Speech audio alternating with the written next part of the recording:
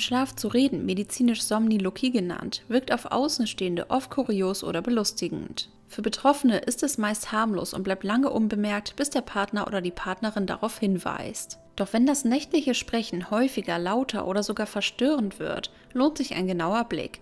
Denn in manchen Fällen kann das unbewusste Reden im Schlaf ein Signal des Körpers oder der Psyche sein. Es entsteht nicht zufällig, sondern ist oft ein Spiegel innerer Prozesse, neurologischer Veränderungen oder psychischer Belastungen.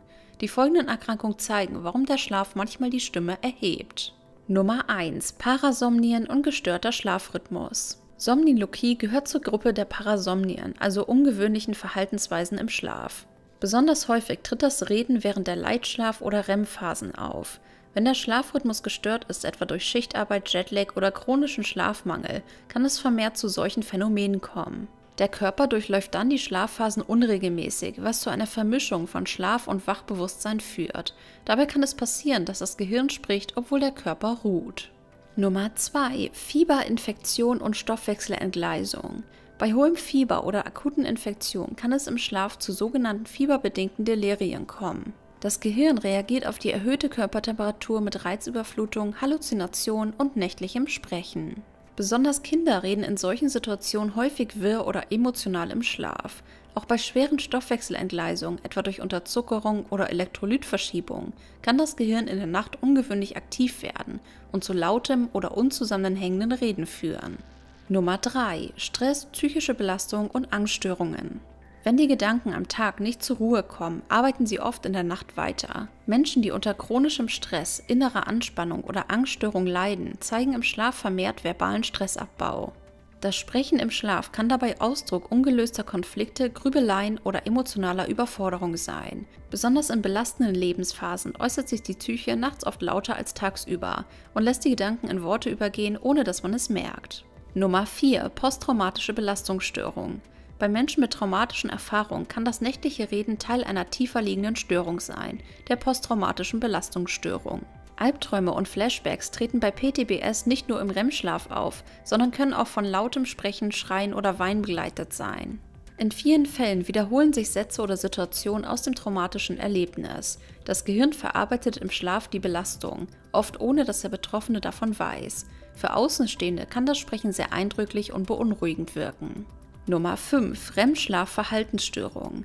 In der Regel ist unser Körper während des Träumens in der REM-Phase gelähmt, eine Schutzfunktion, damit wir unsere Träume nicht ausleben. Bei der REM-Schlaf-Verhaltensstörung jedoch fällt diese Lähmung weg.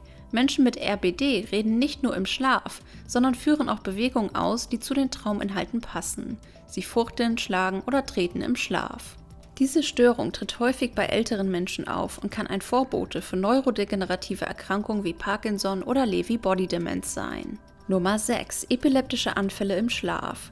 Manche Formen der Epilepsie äußern sich ausschließlich oder verstärkt im Schlaf. Dabei kann es zu motorischen Auffälligkeiten, abrupten Aufwachen oder eben auch zu unverständlichem, wiederholten Sprechen kommen.